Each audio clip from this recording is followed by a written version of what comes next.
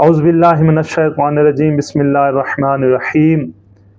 من اراد اللہ بالخیر قذف فی قلبہ حب الحسین وحب زیارتہ۔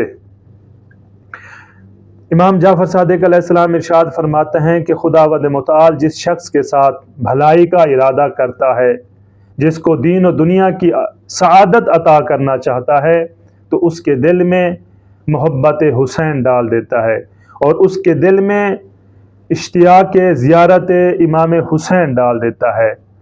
اور جس شخص کو سعادت اور بھلائی سے دور رکھنا چاہتا ہے تو اس کے دل میں بغض حسین اور مظلوم کربلا کی زیارت کا بغض ڈال دیتا ہے۔ یعنی محبت حسین دنیا و آخرت کی سعادت کا نام ہے اور دشمنی حسین دنیا و آخرت کی بدبختی کا نام ہے۔